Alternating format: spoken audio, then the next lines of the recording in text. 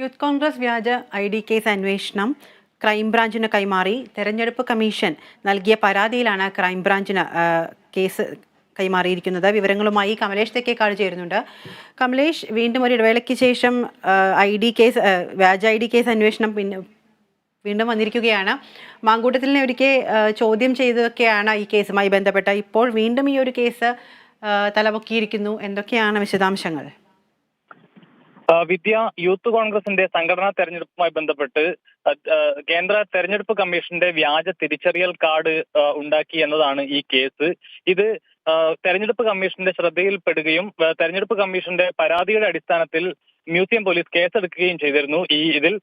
ഇതിന്റെ ഭാഗമായാണ് ഈ കേസ് മുന്നോട്ട് പോയിരുന്നത്. പക്ഷേ അതേസമയം ഈ സമാനമായ സംഭവങ്ങൾ പല ജില്ലകളിലും നടന്നിട്ടുണ്ട് എന്നുള്ളതാണ്. ഏറ്റവും ഒടുവിൽ കാസർഗോഡ് കാഞ്ഞങ്ങാട് സ്വദേശി രാകേഷ് അരവിന്ദാണ് ഈ കേസുമായി ബന്ധപ്പെട്ട് അറസ്റ്റിലായിട്ടുള്ളത്. അത്തരത്തിൽ എല്ലാ ജില്ലകളിലും ഈ തെരഞ്ഞെടുപ്പ് കമ്മീഷന്റെ തിരിച്ചറിയൽ കാർഡ് വ്യാജമായി യൂത്ത് കോൺഗ്രസ് നിർമ്മിച്ചിട്ടുണ്ട് എന്ന് മനസ്സിലാക്കാൻ കഴിഞ്ഞിട്ടുണ്ട്.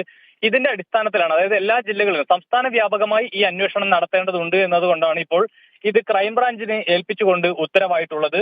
ക്രൈംബ്രാഞ്ച് ഡിവൈഎസ്പി ജലീൽ തോട്ടത്തിലാണ് ഇതിന്റെ അന്വേഷണ ഉദ്യോഗസ്ഥനായി നിയോഗിക്കപ്പെട്ടിട്ടുള്ളത്. അതോടൊപ്പം ഈ ക്രൈംബ്രാഞ്ച് പ്രത്യേക അന്വേഷണ സംഘത്തെ DIG ജയനാഥ് IPS നയിക്കും എന്ന് മനസ്സിലാക്കുന്നു. അദ്ദേഹത്തിന്റെ മേൽനോട്ടത്തിലായിരിക്കും ഈ അന്വേഷണം മുന്നോട്ട് കൊണ്ടുപോവുക. സംസ്ഥാന വ്യാപകമായി ഇതിൽ അന്വേഷണം വേണം എന്നുള്ളതാണ് ഈ ക്രൈംബ്രാഞ്ച് ഈ വിഷയം ഏറ്റെടുക്കാനുള്ള പ്രധാനപ്പെട്ട ഒരു കാരണമായി പറഞ്ഞിട്ടുള്ളത്. പത്തനംതിട്ട കേന്ദ്രീകരിച്ചാണ് ഈ തട്ടിപ്പ് നടന്നത് എന്നാണ് ആദ്യം പോലീസ് കണ്ടെത്തിയിരുന്നത്. ഇതിന്റെ തുടക്കത്തിലുള്ള കേസുകളെല്ലാം തന്നെ പത്തനംതിട്ടയുമായി ബന്ധപ്പെട്ടത്. അതായത് രാഹുൽ മാങ്കൂട്ടത്തിലിന്റെ അടുത്ത അനുയായികളായിട്ടുള്ള അല്ലെങ്കിൽ വിശ്വസ്തരായിട്ടുള്ള ആളുകളെയാണ് ഈ കേസുമായി ബന്ധപ്പെട്ട് അറസ്റ്റ് നടന്നത്. ഇതിൽ 4 യൂത്ത് കോൺഗ്രസ് പ്രവർത്തകരെയാണ് ആദ്യമായി അറസ്റ്റ് ചെയ്തത്. പിന്നീടാണ് വിവിധ ജില്ലകളിൽ ഇതുപോലെ ഈ സംഘടനാ തെരഞ്ഞെടുപ്പുമായി ബന്ധപ്പെട്ട് തെരഞ്ഞെടുപ്പ് കമ്മീഷന്റെ തിരിച്ചറിയൽ കാർഡ് വ്യാജമായി ഉപയോഗിച്ചു എന്ന നിലയിൽ വാർത്തകൾ വന്നത്. പിന്നീട് അന്വേഷണ ഉദ്യോഗസ്ഥർക്ക് ഇത് സംബന്ധിച്ച വിവരങ്ങൾ ലഭിച്ചത്. ഏറ്റവും ആദ്യം DYFI ആണ് ഈ വിഷയവുമായി ബന്ധപ്പെട്ട് പരാതി നൽകിയത്.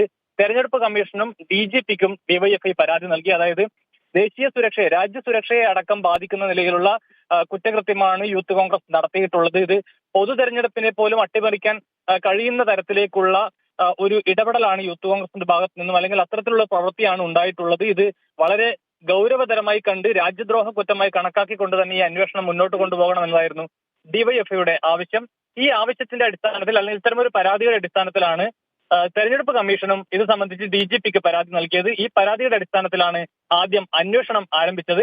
എന്നാൽ ഇതിന്റെ വ്യാപ്തി ചെറുതല്ല. ഇത് തിരുവനന്തപുരം ജില്ലയിലോ അല്ലെങ്കിൽ പത്തനംതിട്ടയിലോ മാത്രമായി ഒതുങ്ങുന്ന ഒരു കേസല്ല ഇത് എന്ന് വ്യക്തമായതിന് പിന്നാലെയാണ് കേസ് ക്രൈംബ്രാഞ്ചിന് വിട്ടുകൊണ്ട് ഇപ്പോൾ ഉത്തരവായിരിക്കുന്നത്. വിദ്യ. ശരി കമലേഷ്, യൂത്ത് കോൺഗ്രസ് വ്യാജ ID കേസ് അന്വേഷണം ക്രൈംബ്രാഞ്ചിന് കൈമാറി. തെരഞ്ഞെടുപ്പ് കമ്മീഷൻ നൽകിയ പരാതിയുടെ അടിസ്ഥാനത്തിലാണ് ക്രൈംബ്രാഞ്ച് കേസ് അന്വേഷിക്കുക. വിവരങ്ങൾ നൽകിയത് കമലേഷ് തെക്കേക്കാടാണ്.